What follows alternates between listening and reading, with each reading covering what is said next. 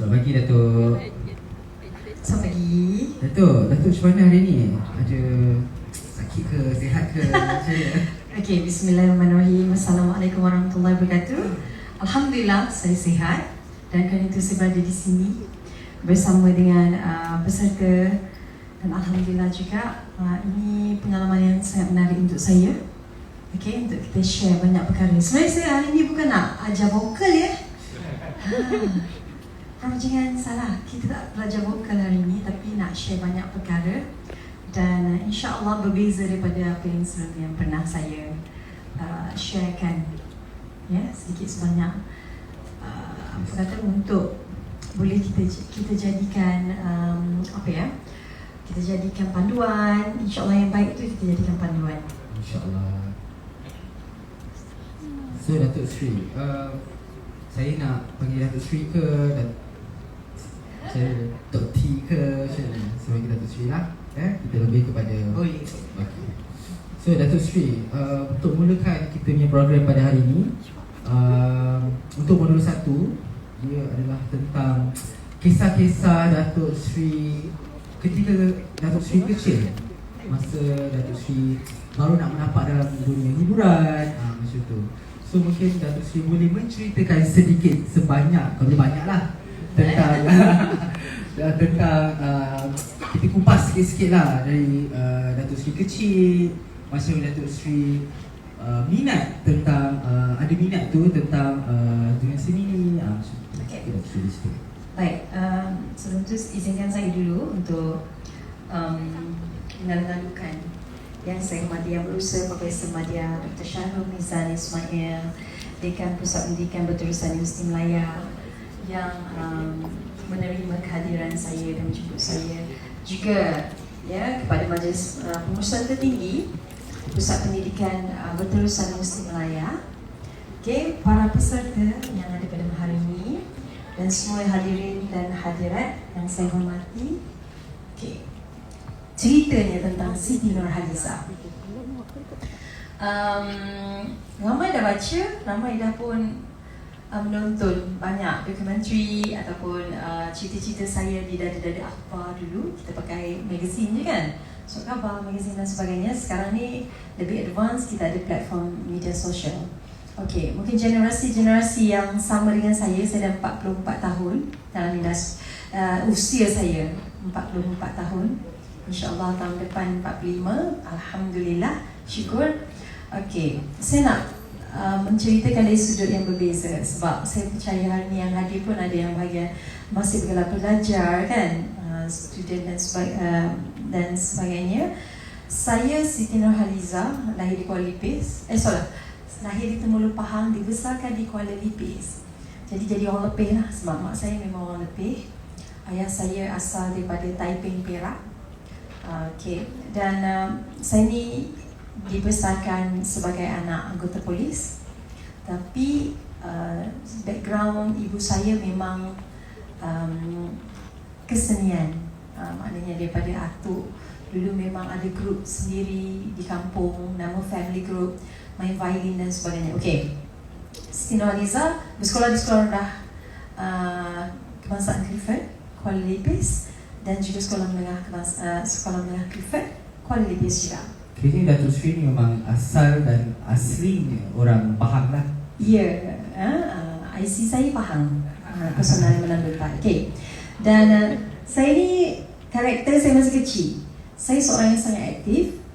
Saya adalah seorang yang boleh dikatakan atlet, ya, wow. Aktif di dalam acara sukan dan sebagainya. Saya suka, mungkin sebab karakter anak polis tu ada dalam diri saya, aktif, suka bergaul dengan anak-anak polis yang lain. Kita orang naik basikal, ya, panjat pokok, bergaduh dan semuanya. Saya karakter yang daripada kecil saya sebegitu. Ya, saya di sekolah juga saya seorang yang sangat aktif dalam persatuan kesenian, dan saya tak apa. Saya juga menyertai chorus speaking. Mungkin ramai yang tak tahu, saya tak pernah cerita. Saya dulu masa saya sekolah menengah, saya menyertai chorus speaking, saya adalah conductor. Itu saya tak pernah cerita kan, sebab saya cerita sisi yang berbeza. Jadi saya adalah conductor dalam pasukan chorus speaking di sekolah menengah Clifford, dan kami menjadi juara dalam pertandingan antara sekolah-sekolah, dan saya nak up sikit lah diri saya. Tak apa, hari ni Mahir Datuk Sri boleh. So bagi saya itu perlu, sebab kena mengena dengan keyakinan diri kita. Kita build macam mana daripada kecil kan. So saya menjadi konduktor terbaik dalam pertandingan antara sekolah-sekolah di Pahang. Dan mungkin sebab saya masa tu dah ada confident diri. Saya sering membuat persembahan di luar. Kita selalu kena aktif dalam apa-apa kegiatan di sekolah supaya kita tahu kemampuan diri kita macam mana. Okay? Dan saya juga masuk pidato. Saya juga aktif dalam Bulan Sabit Merah, pengangkap, saya juga kesenian. Saya bergaul dengan semua pelajar, tak kira lah latar belakang macam mana. Dan juga saya adalah pengawas perpustakaan. Pakai baju pink kan? Ingat lagi. Dan baju saya pakai hari ni pun saya macam mengimbas balik saya zaman sekolah.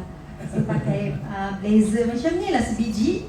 Dalam saya pakai kemeja warna pink. Ada library kat sekolah Datuk Sri dulu adalah warna pink lah. Warna pink, pakai baju kurung warna pink juga. Okay.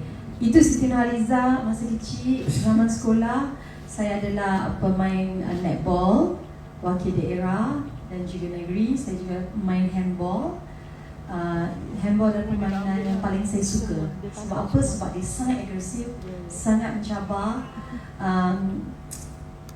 Karakter saya masa kecil macam tu. Sehinggalah saya boleh katakan saya memang berambut pendek macam tomboy katakan. Sampailah umur saya, dan selain pada cerita saya jual kuih, usia saya 10 tahun. Daripada usia 10 tahun saya menjual kuih sampai usia saya 15 tahun. Lama kan? Maknanya pengalaman saya masa kecil tu sangat berwarna-warni.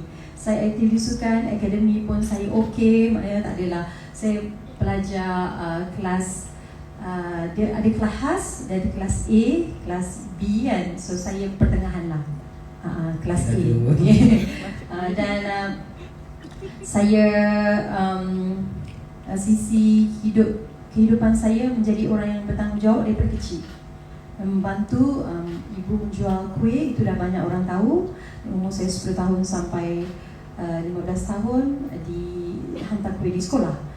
Jual kuih di Pekansari, pasar malam di depan kawasan rumah. Pasar malam? Pasar malam saya jual. Ya.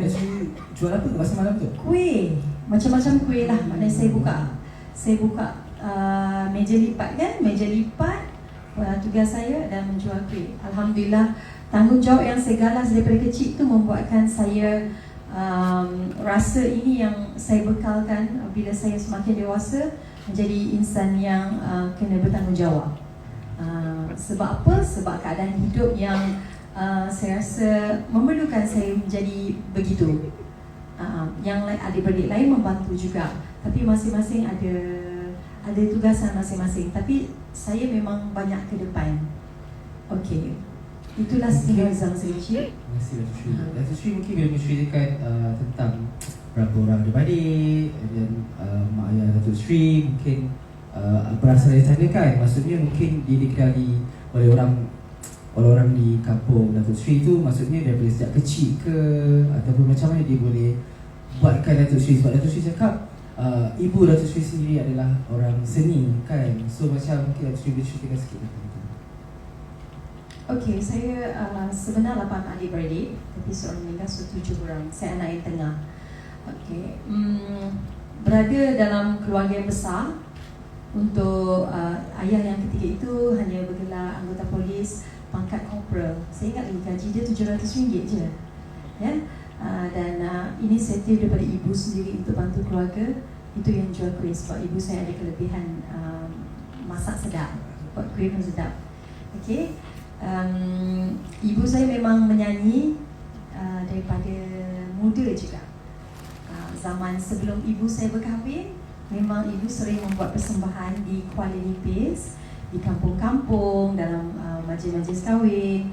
Jadi apabila saya lahir, saya membesar dan saya tengok mak saya buat persembahan perkat kan, isteri polis dipanggil perkat. Secara tidak langsung bakat yang daripada datuk, ibu mengalir kepada saya dan adik-adik saya yang lain. Tinggal lagi saya lebih serius apabila saya ambil keputusan untuk masuk pertandingan bintang HMI. Itu pun kira dah last minute sangat. Suka tengok orang menyanyi. Saya suka menyanyi, tapi saya dulu menyanyi hanya di dalam rumah. Sempatlah arwah ayah saya beli dulu singa kan, singa menangkan lagu-lagu, beli dia punya orang panggil hi-fi lah, panggil apa ya, singa, dia punya sound, dia punya kata dulu saya tahu yang phone yang berbentuk ayah akan beli phone mainkan tu. Okay, tak, ini memang satu set karaoke, macam itulah. Set karaoke, bayar ansuran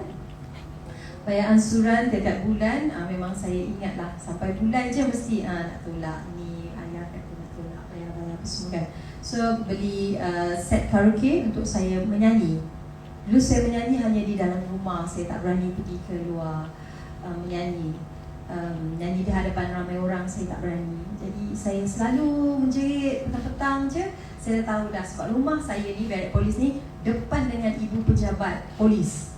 Jadi kalau saya menyanyi, memang orang polis dekat office tu akan dengar saya nyanyi dan mungkin akan mengganggu, ya, masa tu. Datuk Sri dulu suka buat free show lah dekat polis.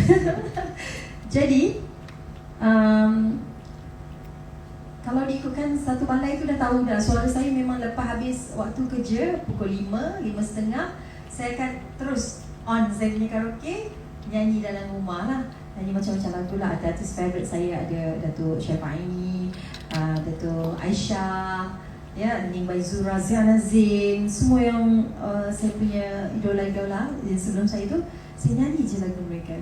Dan sampai satu ketika dalam majlis perkahwinan dalam barek polis tu, pak saudara saya yang main muzik. Jadi bila dia main muzik, dia dah tahu saya memang suka menyanyi. Dia jemput saya untuk menyanyi, menghiburkan tetamu semua.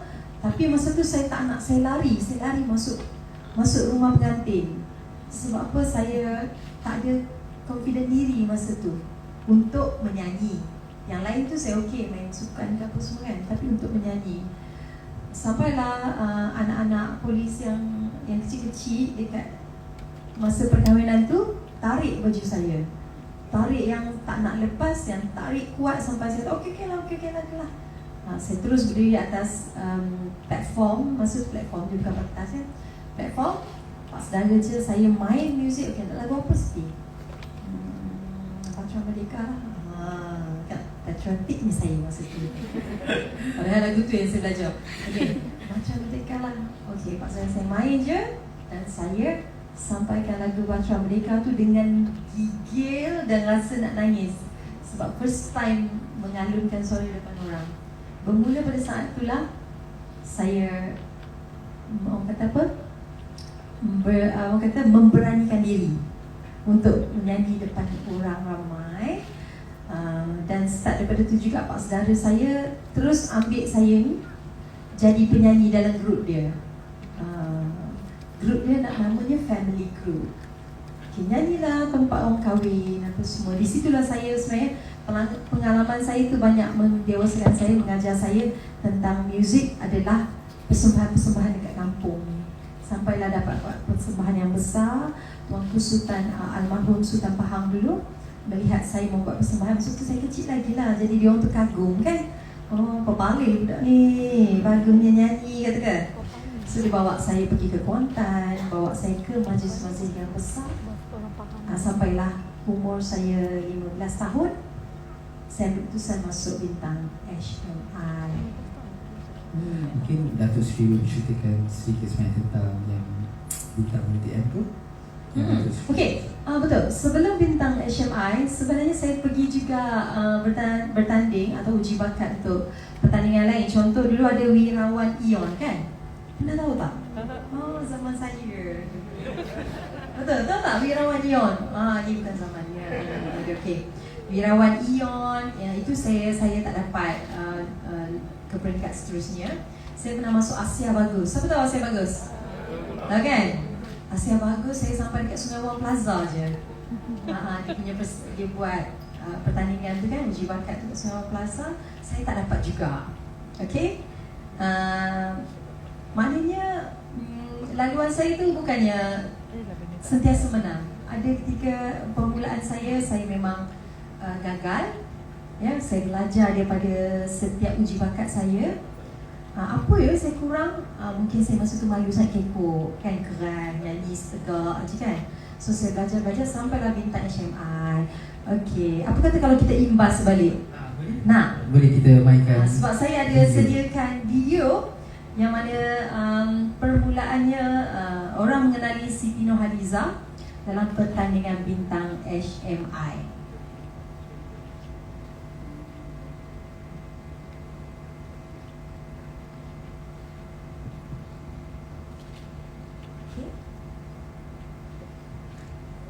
Saya nak katakan pada diri saya pada usia sekarang ni adalah Syabas Siti. Alhamdulillah.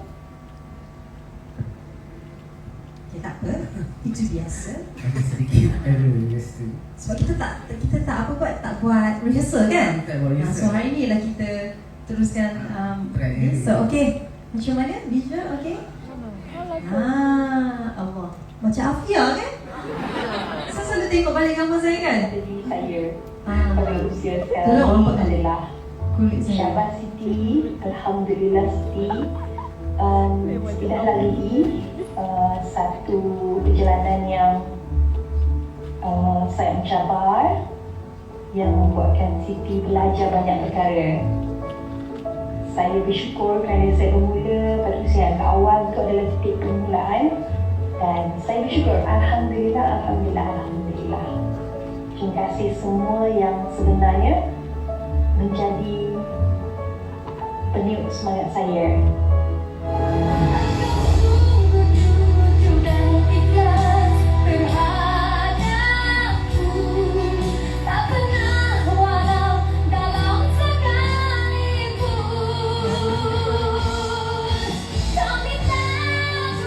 Tengok baju ni, besar sangat. Ini baju cikgu saya sebenarnya, cikgu saya bagi pinjam. Juara bintang HMI 1995, Siti Nurhaliza Ayuni.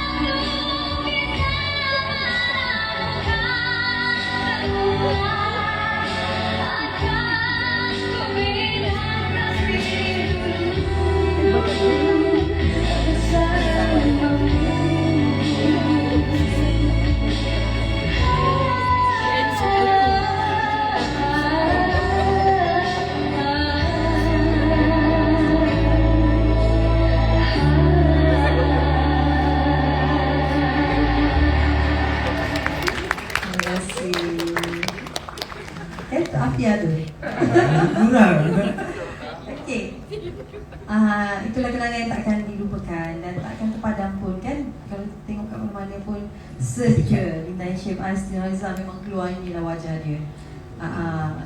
Saya dulu agak tan. Saya tan sebab saya memang sentiasa berada di Padang. Okay, dan satu lagi, baju yang orange saya cakap tu kan, itu adalah baju daripada cikgu saya, cikgu kesayangan saya, Teacher Marlin saya panggil nama dia. Teacher Marlin ni guru bahasa Inggeris saya, guru tuition saya. Dia memang sayang sangat dekat saya.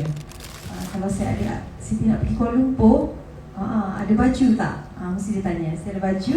Itulah baju yang dihadiahkan dekat saya, yang saya bawakan masa separuh akhir minggu, dalam pertandingan mingguan Dan Alhamdulillah sampailah ke final. Sedikit sebanyak cikgu pun beri impak dalam Betul. tujuh. Betul. Sangat.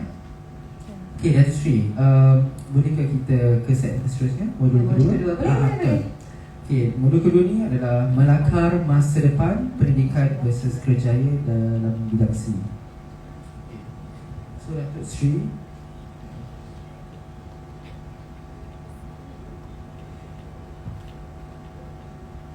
okay, Datuk Sri, soalan saya tujukan kepada Datuk Sri. Apa pendapat Datuk Sri? Pendidikan ni dapat membentuk ke kita ni untuk macam Datuk Sri sendiri kan dalam bidang seni kan? Datuk Sri rasa perlu ke pendidikan ni untuk seorang bergelar anak seni? Sangat perlulah. Sangat perlu. Saya rasa bukan untuk anak seni saja, sesiapa saja yang saya rasa melalui fasa di mana untuk belajar ilmu kehidupan, pelajaran dan juga untuk jati diri itu perlu. Sebab saya memang dalam keluarga, walaupun kami tidak adalah yang belajar sampai ke peringkat universiti, tetapi pelajaran tu memang sangat penting. Abang saya pun STPM dan terus dia menjadi artis dulu, Saiful Bahri AI dulu kan. Dia dulu jadi artis sebelum membawa saya ke dunia hiburan ni. Okey, bila kata tentang pelajaran tu memang sangat penting. Sebab itu bila saya sudah menjadi artis, selepas menang bintang HMI, saya dapat tawaran daripada banyak syarikat rakaman dan saya menerima tawaran daripada syarikat rakaman tempatan. Masa tu ada international recording company juga. Tapi arwah ayah saya ni dia berbeza pandangan. Bagi dia tempatan pun tak mengapa, janji mereka menjaga kebajikan, jaga artis ni dengan saya dengan baik dan mereka boleh ikut jadual saya ketika itu. Kan sebab itulah arwah ayah saya sign kontrak dengan Mr. Tan Sulok Surya Records masa tu. Okay, kerana mereka memahami saya sebagai masa tu masih lagi pelajar. Kan umur 15 tahun nak masuk 16 tahun dan saya perlu berhadapan 17 tahun pula dengan SPM. So jadual tu memang pihak saya yang bagi dan mereka menurutlah itu yang memudahkan kerja-kerja saya. Saya memang tinggal di asrama untuk tingkatan 5. Saya memang minta untuk duduk asrama untuk menjalani sebelum saya melalui pemeriksaan SPM. Masuk SPM kan? Dan saya memang ulang-alik dari sekolah dari Kuala Lipis ke Kuala Lumpur setiap Jumaat untuk menyiapkan album. Masa tu album Jerat Percintaan. Rutin saya Isnin sampai Jumaat ke sekolah. Habis je sekolah hari Jumaat, terus naik bas, bas loncat-loncat orang panggil. Betul, bas loncat-loncat. Pada masa tu daripada Lipis ke Rauk-Rauk ke Bentong ke Kuala Lumpur. So saya panggil bas loncat-loncat bersama dengan ibu saya ataupun bersama dengan abang saya, mesti ada yang berjaga kan, untuk siapkan satu album. Dan pengalaman dalam studio tu adalah satu yang sangat baru ketika itu. Tapi saya banyak belajar dengan Allahyarham Datuk Adnan Habosan kerana dia seorang guru yang sangat bagus. Saya tak belajar muzik, saya tak pandai tentang vokal dan sebagainya, tapi pengalaman adalah guru saya yang sangat berharga. Okay, album pertama saya keluar pada 1 April 1996 dan apabila dah jadi artis, memanglah mereka menuntut saya untuk pergi promosi, buat music video dan sebagainya. Okay, memang rutin saya macam saya cerita macam tu lah. Penat tau sebab kita dah lah nak sangat jadi penyanyi kan. Belajar, lepas tu nak kena ulang alik Kuala Lumpur, Kuala Lumpur, walaupun KL sama KL, tapi jauh juga kan. Jadi saya ni kena pergi promosi, pergi sampai ke Johor lah, ke Sabah Sarawak. Tapi bila kata balik tu mesti kena balik. Kalau sampai hari Ahad pukul 4 pagi pun saya tetap kena pergi sekolah. Jadi tak pernah lah saja-saja nak ponteng. Saya tak begitu sebab pertama mak saya memang seorang yang sangat tegas kan. Kedua, saya pun rasa ada dalam diri macam serba salah kan. Macam kita guru pun tak ada macam apa ya, memberi halangan pada saya untuk menjadi penyanyi. So saya tak nak kepercayaan tu hilang. Okey, kepercayaan tu penting kalau bila kita dah diberi kelebihan, kepercayaan tu kena ada. So atas dasar kepercayaan dan tanggungjawab saya pergi juga sekolah. Walaupun dekat sekolah saya tertidur pun tak apalah, janji saya kena pergi sekolah. Sempatlah saya buat promosi album ketika itu. Saya sampai betul-betul sebelum saya pergi sekolah, maknanya pukul 5 pagi. Saya terus siap-siap dan ambil beg sekolah, pergi ke sekolah. Itu adalah saya rasa satu pengalaman dan pengorbanan lah yang berharga. Kalau saya tak buat macam tu, mungkin kepercayaan daripada sekolah pun tak sebaik yang saya terima dulu kan. Dan seterusnya, Datuk Sri, tadi Datuk Sri ada katakan yang Datuk Sri buat album pertama Jerat Percintaan tu kan. Mungkin Datuk Sri boleh menyanyikan sedikit untuk kami semua di sini. Lagu tajuk Jerat Percintaan tu. Nak nyanyi juga ya? Okeylah. Sikit. Okey. Nak rekod? Pandai. Masa TikTok okay. Semua ingat lagi tak lagu Jerat Percintaan? Okey, ada saja nak test dia. Okey. Dalam pertemuan ini kita terperangkap sudah dalam jerat percintaan yang tidak disangkakan. Okey, ini versi suara dah tebal sikit. Zaman dulu, terima kasih. Zaman dulu suara saya kecil je. So budak sekolah kan. Okey. Tanpa saya sangka lagu Jerat Percintaan ni masuk pertandingan muzik-muzik. Dapat ke semi-final dan dapat ke final muzik-muzik. Masa tu satu cabaran juga untuk saya. Sebab saya dah tingkatan 5 dan perlu memberi fokus pada pelajaran. Okay. Saya pernahlah hati tu berbelah bagi. Okay, nak teruskan masuk pertandingan bintang. Final muzik-muzik ataupun tak. Sebab ketika itu juga syarikat rakaman saya pun dah ready seorang penyanyi lain untuk gantikan saya sekiranya saya ambil keputusan untuk tidak meneruskan dalam pertandingan muzik-muzik final ni. Tapi bila hari yang saya tengok balik, hari yang berlakunya pertandingan akhir muzik-muzik jatuh pada hari cuti di Pavali. Saya ingat lagi masa tu. Dan kakak saya ketika tu, Kak Rosie, dia memang menjaga saya ni. Sebenarnya kita orang kenal pun zaman sekolah ya. Kak Rosie jaga saya daripada saya sekolah rendah sampailah sekolah menengah dan menjadi kakak ipar saya ketika itu. Okay. Beliau memberitahu kepada family dan abang saya juga, minta permission, sayang sebab bila lagu dah sampai ke peringkat akhir, sayanglah apa yang saya perjuangkan daripada awal untuk lagu Jerat Percintaan tu kalau saya tak lunaskan kerja saya. Saya waktu tu berdebar-debar juga sebab saya kena minta permission daripada guru saya, guru hal ehwal pelajar. Dan saya ingat lagi, saya minta permission dia untuk pergi ke final muzik-muzik. Dan Cikgu Said ni, cikgu kesayangan saya juga, dia izinkan. Saya kata, betul ke cikgu? Cikgu izinkan saya? Pergilah, cuti kan?